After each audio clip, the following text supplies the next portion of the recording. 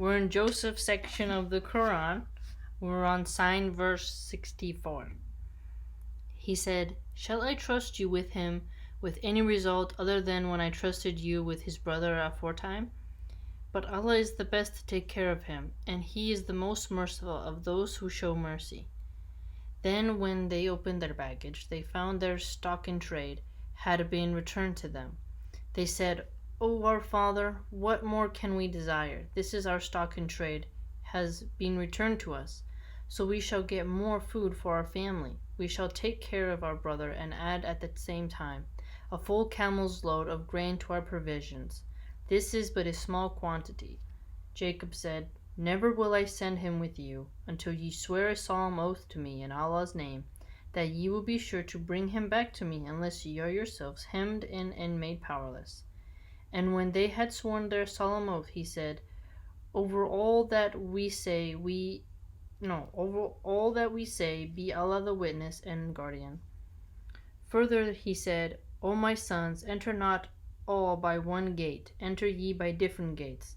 Not that I can profit you aught against Allah with my advice.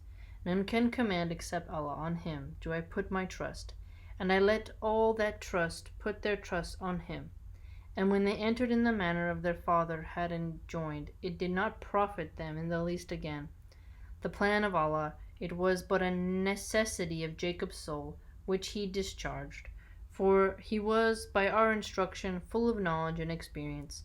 But most men know not. Now, when they came into Joseph's presence, he received his full brother to stay with him. He said to him, "Behold, I am thy own brother, so grieve not at aught of their doings."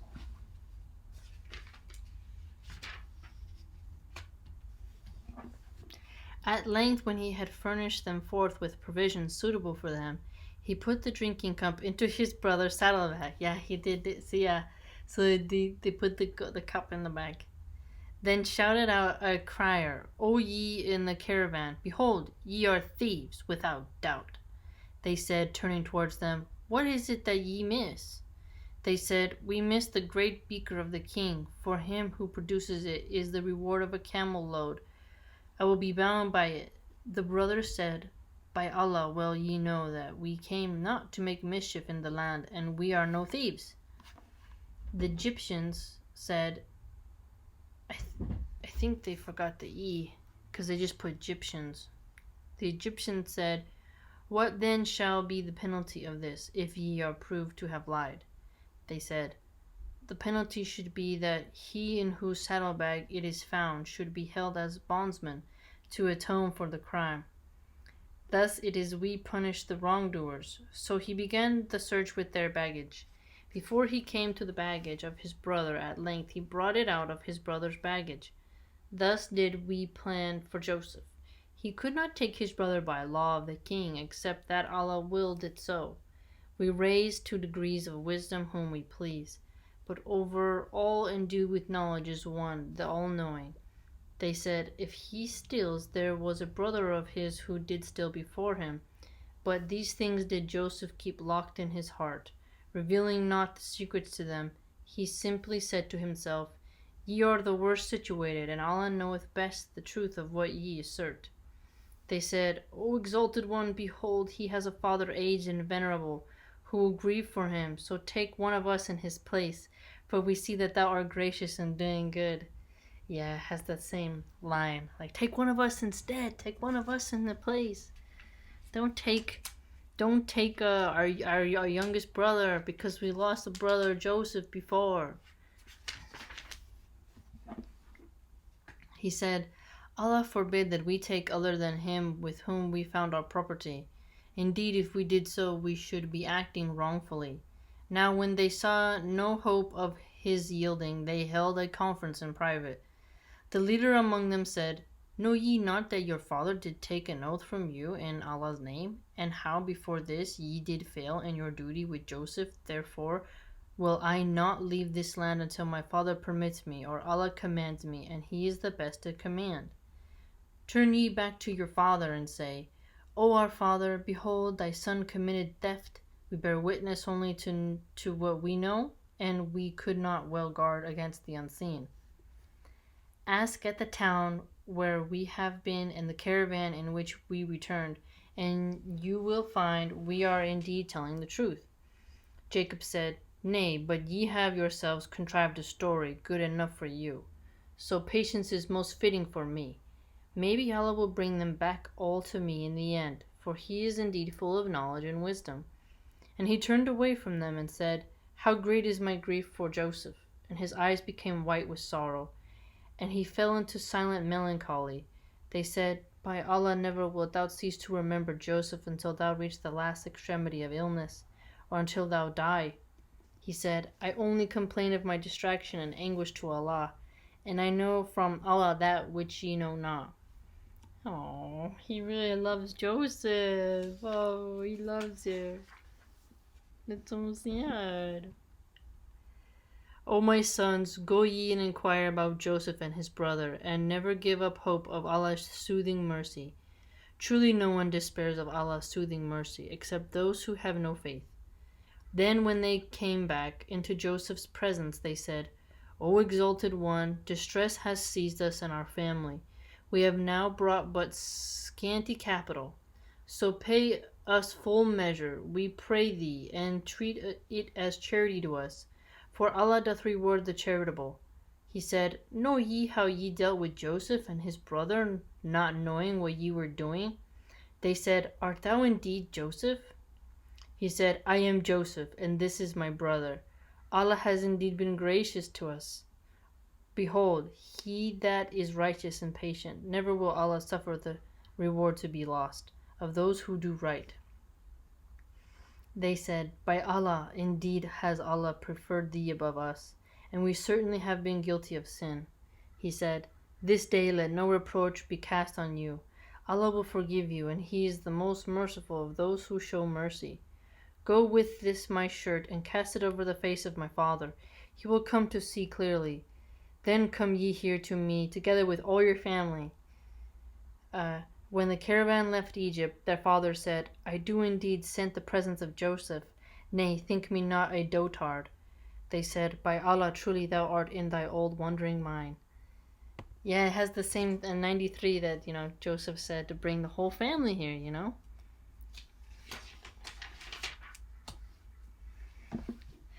Then when the bearer of the good news came, he cast the shirt over his face, and he forthwith regained clear sight. He said, "Did I not say to you, I know from Allah that which ye know not?" They said, "O our father, ask for us forgiveness for our sins, for we were truly at fault." He said, "Soon will I ask my Lord for forgiveness for you, for He is indeed oft forgiving, most merciful." Then when they entered the presence of Joseph, he provided a home for his parents with himself, and said, "Enter ye Egypt in safety, if it please Allah." And he raised his parents high on the throne of dignity, and they fell down in prostration before him. He said, "O my father, this is the fulfillment of my vision of old. Allah hath made it come true. He was indeed good to me when He took me out of prison and brought you all here out of the desert, after Satan had sown enmity between me and my brothers. Verily my Lord understandeth best the mysteries of all that He planneth to do, for verily He is full of knowledge and wisdom. O my Lord, Thou hast indeed bestowed on me some power, and taught me something of the interpretation of dreams and events. O Thou Creator of the heavens and the earth, Thou art my protector in this world and in the hereafter. Take Thou my soul at death as one submitting to Thy will, and unite me with the righteous." Such is one of the stories of what happened unseen, which we reveal by inspiration unto thee, nor wast thou present with them when they concerted their plans together in the process of weaving their plots. Yet no faith will the greater part of mankind have, however ardently thou dost desire it.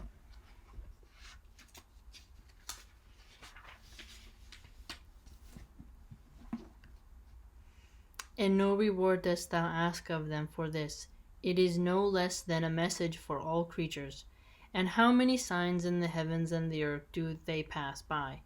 Yet they turn their faces away from them. And most of them believe not in Allah without associating others as partners with Him. Do they then feel secure from the coming against them of the covering veil of the wrath of Allah, or of the coming against them of the final hour, of a sudden while they perceive not? Say thou, This is my way, I do invite unto Allah, on evidence clear as the seeing with one's eyes. I and whoever follows me, glory to Allah, and never will I join gods with Allah. Nor did we send before thee as apostles any but men whom we did inspire, living in human habitations. Do they not travel through the earth and see what was the end of those before them? But the home of the hereafter is best, for those who do right. Will ye not then understand? Until when the apostles give up hope, and think that they were treated as liars, there reaches them our help, and those whom we will are delivered into safety, but never will be warded off our punishment from those who are in sin. There is in their stories instruction for men endued with understanding. It is not a tale invented, but a confirmation of what went before it, a detailed exposition of the things, and a guide and a mercy to any such as believe. Oh, there's another. That's the end of Joseph. So, one quick thing, one of the reasons why I like Joseph so much and that it sticks out to me the most is because, number one, at that time he was the youngest, right? When his parents thought they were too old to conceive, he was educated. He was later, betrayed by his many brothers. Wasn't it like 11 or 10 or something? He had quite a few brothers. Then sold into slavery, purchased by Egyptians, by Potiphar, a man at court in Egypt. Then he goes in there, does a good job, gets, to be close to Potiphar. Potiphar's wife, she gets, lustful, tries to seduce him. Joseph gets thrown into prison, survives prison, gets out, becomes this dream interpreter to Pharaoh, gets a position due to Pharaoh to oversee the storage of grain for the upcoming famine, encounters his brothers, gets to reunify his family, and totally gets to teach us all something. And jealousy is one of the most things that you can get from Joseph's story. When I was growing up, I was really jealous of my younger sister because she got way more attention, and she looked different, and I looked different, and my grandma would always say I looked like my mother, which would make my grandma mad. And my grandma has green eyes, and my sister had blue eyes and blondish, sandy blonde hair. So my grandma would say all the time, "Oh, she looks like me." And my grandma would bring her special, something from 7-Eleven or a McDonald's Happy Meal, and would never bring me anything back. I loved my sister, but jealousy started to come up, and there was a couple times where I was really mean to her because I was jealous. And till this day, I still regret it. No matter how many times I apologize or tell her sorry, right? It doesn't change the fact that I was mean to her when she was little sometimes. I didn't help her with her homework that much. I would do her hair for school, but I didn't do it as much as I wanted or as fancy as I could have done it. I didn't do my job as a sister to look over her because I was jealous because of how much my grandma babied her over me. And one day when I'm blessed to have more children, I will definitely sit down and talk to the kids and be like, never have, rivals, and then tell them the story of Joseph, both the Quranic version and the biblical version, so they can understand the dangers of allowing jealousy to manifest within siblings. And it is common. A lot of people talk about that, sibling rivalry. And it makes me sad because I wasted so much time being jealous when it was not her fault. It was not my little sister's fault, right? She was born the way she looked. She had nothing to see there. But I felt like something was wrong with me. And so every time I hear the story of Joseph, I always think about that. And it explains so much. And even between my mother and her brother, my uncle, there was a rivalry there too. My grandma had a tendency of picking favorites and not being shy about who her favorites were. And the favorites often got treated better and got, more passes on their behavior. And I think that happens in so many households, right?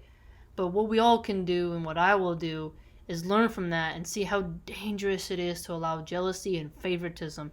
And that's why today I think I'm so sensitive. I get so insecure when I perform well, and someone who doesn't perform as well gets more praises. I get this really weird. I think that's why I'm such an overachiever. It's because this lack and insecurity that I need. I need this confirmation. Like, did I do good? Did I do good? Right? And a competitiveness that's there between me and getting affirmation. So, like, the whole story of Joseph, when you think about it, regardless of which interpretation you take, either way, there's sibling rivalry, and parents and siblings have to really work on that and not allow that rivalry to start, because it's disastrous. Yeah, and then when my brothers obviously were born and my other sisters, right, there's not that jealousy there, right? It's just like, well, there was a time on my dad's side when I got jealous, but they got more of the attention. And then I just thought, kind of like, Joseph, when he was in jail, he could have been like, why me? Why me? But then again, when I have to work on, like, okay, all those siblings got treated better. They didn't get the same struggles as I did, but they got their own struggles. And I'm the oldest, and I will have to be the one to leave the family when everyone dies, So it's like, that made me tougher, right? Going through those trials made me tougher, so that when the elders pass away in the family and everyone's looking to me to lead the family, our broken family, I'll have to pick up the pieces, right? And, because of the personal jealousy I felt, I can relate a lot to Judah, Joseph's older brother, right? Why isn't, when, like, in the biblical version, right, like, Joseph, he's not working as hard. They're in the field. He's doing more of this. And I remember working hard, cleaning up the yard, shoveling the snow, picking up all the dog poo. And then my sister would be inside playing. She wouldn't have to do all that, right? And I remember getting jealous, like, why do I have to do it? Why can't she help? And then there was, I'm ashamed to admit it, right? But there's a reason why these stories get passed down. Even Cain and Abel would never harm my siblings. But, because, like, I still loved my sister. Like, people would bully her, and I would literally, like, I'm not going to be too detailed, but I would, like, physically defend my sister. Like, if you touched my sister, I'm coming to your house, right? Like, don't touch my sister, right? Or any of my siblings, But, dang, it's so weird how no matter where you go across the world, what time period, it's like sibling rivalry and jealousy has the huge potential to ruin families. At least for a time, right?